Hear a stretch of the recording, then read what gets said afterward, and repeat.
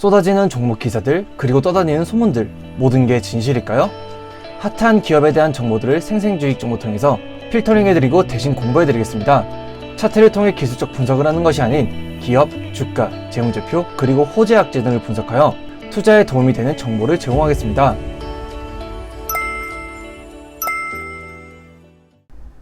안녕하세요. 주식 필터링 채널 생생주익 정보통입니다. 오늘은 옵티시스에 대해서 대신 공부해드리겠습니다. 영상 시작하기 전에 구독과 좋아요 한 번씩만 부탁드릴게요. 영상 만드는데 정말 큰 힘이 됩니다. 요즘 메타버스가 정말 핫합니다. 아니, 올해 초에 아주 핫했다가 조금 주춤하나 싶었는데 요즘 다시금 핫해졌습니다. 여기 나와 있는 것처럼 페이스북은 5년 내에 메타버스 기업으로 전환한다고 하는데요. 이거는 2014년에 오큘러스를 인수하면서 계속 얘기가 나왔던 거예요. 근데 이번에 애플이 선제적으로 공격하는 느낌으로 페이스북을 견제했잖아요. 그러면서 페이스북은 메타버스에 더욱더 집중할 수밖에 없게 된 겁니다. 여튼 그게 아니더라도 메타버스는 더 많은 기업, 지자체들이 관심을 가지면서 더욱더 핫해졌는데요. 특히나 지난주에 상장한 넥스트가 메타버스 열풍에 완벽하게 올라탔었습니다.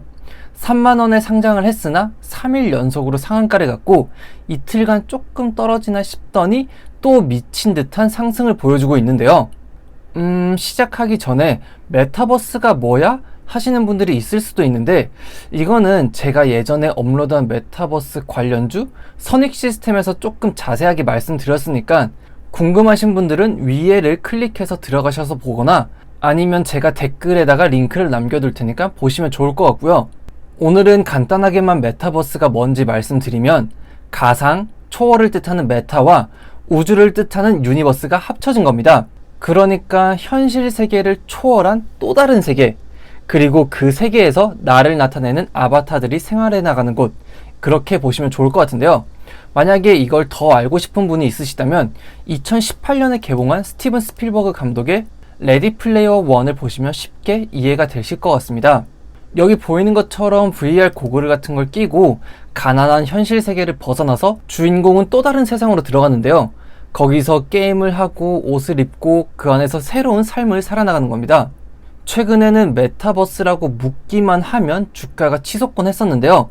옵티시스 또한 넥스트의 상장과 함께 메타버스 관련주로 묶이면서 지난주에 주가가 많이 상승을 했습니다. 그리고 조금 떨어지나 싶더니 오늘 삼성이 메타버스 얼라이언스에 합류한다는 얘기가 나오면서 또다시 급상승했습니다. 오른쪽에 읽어보면 옵티시스는 광링크 제품을 판매하는 기업으로 메타버스 수혜주 아니냐? 하는 얘기가 많았습니다. 그런데 진짜 수혜주가 맞을지요? 좀 의문이 갔는데요. 오늘 영상은 조금 길어질 것 같아서 1부와 2부로 나눠볼 텐데요. 1부에서는 옵티시스가 무엇을 판매하고 무엇에 중점을 두는지 알아보고, 그리고 주가와 재무제표에 대해서 분석을 해볼 거고요. 그리고 2부에서는 더 자세하게 호재와 악재 등을 통해서 회사가 어떻게 나아갈지에 대해서 알아보도록 하겠습니다. 옵티시스가 어떤 사업을 하는지 설명드리기 전에, 혹시 컴퓨터 데스크탑을 사용하실 때 본체와 모니터를 연결하실 때 어떤 걸 쓰시나요? 선 같은 걸 연결하시죠? 그리고 또 어떤 분들 같은 경우에는 회사나 집에서 듀얼 모니터를 사용하기 위해서 노트북에 모니터를 연결해서 쓰는데 거기서도 선 쓰시잖아요. 그러니까 모니터, 스피커 등 영상이나 음향을 출력하는 기기와 여기 나와 있는 PC처럼 이를 재생하는 기기가 있는데, 이거를 영상으로 잘 나오게 하려면 이 둘을 연결시켜주는 케이블이나 단자가 필요하잖아요. 그걸 인터페이스라고 하고요. 옵티시스는 이걸 연결해주는 광링크 사업을 하는 기업입니다. 예전에는 아날로그 신호였지만 최근에는 디지털 신호로 변해왔고, 특히나 FHD, 4K, 8K 등 엄청난 영상의 변화가 일어났습니다.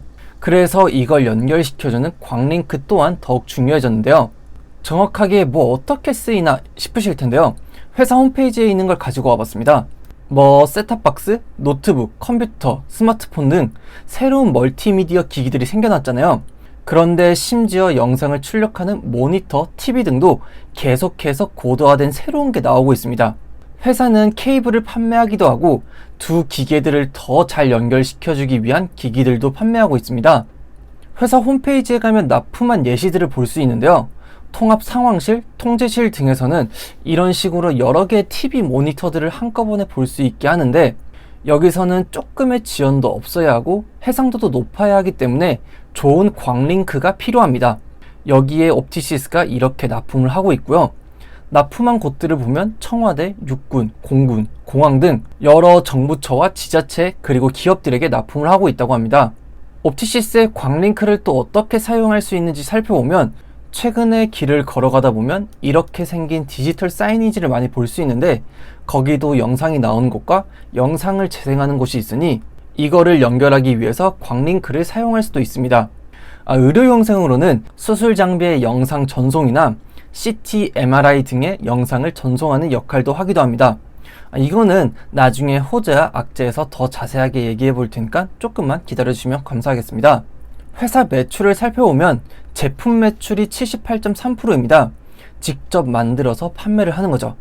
그리고 제품 중에서도 영상 신호용 광링크에 대한 매출이 압도적입니다. 회사 전체 매출로 따져봐도 영상이 나올 수 있게 이어주는 광링크가 70%를 차지합니다. 그리고 수출 매출이 아주 높은 것도 눈에 띄는데요. 전체 매출 중에서 77%가 수출입니다. 북미, 유럽 등을 포함하여 약 30개국에 수출을 하면서 매출처를 다양하게 하는데요. 이를 통해서 각국의 경기에 따른 매출 변동성을 최소화하고 있습니다. 기업 분석을 종합해보면 우리가 보는 TV, 데스크탑 모니터 등은 영상을 출력하기만 하는 기기로, 영상을 재생할 수 있는 기기들은 본체, 셋탑박스 등 따로 있습니다. 옵티시스는 이 둘을 이어주는 광링크 제품을 판매하는 기업이다. 그리고 수출의 비중이 상당히 높다. 이렇게 봐주시면 되겠습니다. 옵티시스는 제가 영상을 만들고 있는 8월 4일 장 마감 기준으로 24.8%가 올라서 31,700원으로 장을 마감했습니다. 지난주에 메타버스 사업을 하는 맥스트가 상장을 하면서, 그리고 페이스북의 메타버스 기업 선언과 함께 옵티시스도 많이 올랐었는데요. 오늘은 삼성전자까지 메타버스에 뛰어들 것이다 라고 하면서, 안 그래도 핫했던 산업인데 삼성전자의 합류로 완전 대박이 터졌습니다. 그런데 왼쪽을 보시면 옵티시스의 10년간 주가 차트인데요. 기업의 주가는 10년 넘게 동안 만원 박스권 안에서 갇혀 살았습니다. 오른쪽에 최근 1년간 주가 차트를 보면 최근 5월에 거래량이 터지면서 주가가 쭉 상승한 걸 볼 수 있습니다. 이걸 조금 더 자세하게 볼 텐데요. 올해 초에 메타버스는 엄청 핫한 산업이었습니다. 미국에서 가장 핫한 로블록스가 3월에 상장을 하면서 메타버스 관련주들은 이미 그때 한번 기대감을 받고 주가가 쫙 올랐었는데요. 그런데 웬걸요?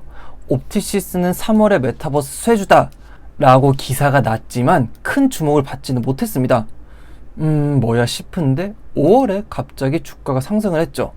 옵티시스는 5월 26일에 상한가를 가면서 많은 사람들에게 주목을 받았는데요. 그때는 양자 컴퓨터 관련주로 묶이면서 상한가를 갔습니다. 그런데 회사에서는 관련 없는 풍문이라고 했고요. 그러다가 6월부터는 다시금 메타버스 관련주로 묶이면서 주가가 오르고 있는데요. 아니, 그런데 여기 오른쪽 위에 6월 1일, 6월 8일, 7월 6일 이렇게 회사 임원들이 주식을 팔고 있는 걸 볼 수 있습니다. 뭔가 여러 가지로 묶여서 주가는 올라가고 있고, 임원들은 만원대를 넘어서 3만원이 가니까 주식을 팔고 있고, 뭔가 의문이 갑니다. 일단은 호재와 악재를 보기 전에 투자에도 안전한 회사인지 보기 위해서 재무제표 분석부터 해보겠습니다. 재무제표 분석은 재무상태표와 손익계산서로 나눠서 보겠습니다. 먼저 연간 재무상태표를 보면 자산은 꾸준히 늘고 있는데 그 중에서 부채는 상당히 적습니다. 회사는 부채 비율이 원래도 높은 편은 아니었는데요. 이거를 점점 줄이더니 2020년 말 기준으로는 부채 비율이 9%밖에 되지가 않습니다. 아니, 부채 비율이 진짜 말도 안 되게 적은 건데요. 부채 비율이 적으면 좋긴 하다만 대체로 100% 내외만 되어도 여기는 부채 비율이 좋다 라고 하는데, 여기는 9%인 게 조금 특이 케이스이긴 합니다. 이건 사람마다 다르겠지만 어떤 주주 입장에서는 회사가 더 커지고 매출도 더 많이 일으키기 위해서는 부채도 어느 정도 끌어와서 레버리지 효과를 낼 수 있길 바랄 수도 있겠지만, 옵티시스는 너무 안정적으로 사업을 하고 있긴 합니다. 그리고 자산 중에서도 재고 자산의 비중은 그리 크지가 않고 꾸준히 40억, 50억 수준으로 유지를 하고 있습니다. 그러면 그 많은 유동자산은 뭐냐? 라고 하실 텐데 대부분이 단기 금융자산과 현금성 자산입니다. 부채를 보면 단기 차입금도 정말 적은 상태인데 이를 종합해보면 이 회사는 당분간 절대 망할 리가 없겠다. 정말 안정적인 회사이구나. 이렇게 봐주시면 되겠습니다. 다음으로 연간 손익계산서를 볼 텐데요. 매출은 2016년에 171억, 17년에 179억, 18년에 212억, 그리고 2020년에는 204억입니다. 드라마틱한 성장을 이뤄내고 있지는 않습니다. 하지만 영업이익률은 점점 떨어지고 있는 걸 볼 수 있는데요. 매출 원가가 많이 늘어나서 그런 것을 볼 수 있습니다. 회사는 원재료를 사와서 만들어서 판매를 하고 있는데 사업보고서를 보면 원재료 가격 변동 추이가 나와 있는데 여기 빨간색들이 최근에 가격이 상승한 원재료들입니다. 회사의 매출은 큰 변화가 없었으나 대부분의 원재료 가격들이 상승하면서 매출 원가가 상승을 했고 따라서 영업이익은 떨어질 수밖에 없었습니다. 제가 여태껏 분석했던 다른 기업들은 재무제표상에서 특이점이 많았었는데 그런데 옵티시스는 더 이상의 특이점은 없어서 여기서 마무리하겠습니다. 여튼 종합해보면 부채 비율이 아주 말도 안 되게 적다. 그런데 이거는 시선에 따라서 두 가지로 볼 수도 있는데요. 어떤 분들이 보기에는 여기는 레버리지 효과도 발휘하지 못하니 크게 성장하긴 어렵겠다. 이렇게 볼 수도 있겠고요. 또 어떤 분들이 보면 여기는 진짜 안정적이네. 회사가 망하지는 않겠네. 이렇게 볼 수도 있겠습니다. 그리고 영업이익과 단기 순이익에서도 드라마틱한 성장은 없지만 적자 없이 꾸준히 흑자를 내고 있긴 합니다. 상당히 안정적인 회사 옵티시스입니다. 그럼 여기까지 옵티시스 분석 1부를 마무리할 텐데요. 영상이 도움이 되었다면 구독과 좋아요, 알림 설정 부탁드리고요. 호재와 악재 분석을 통해서 회사가 어떻게 나아갈지에 대해서는 2부에서 진행하도록 하겠습니다. 조금만 기다려주시면 감사하겠습니다. 감사합니다.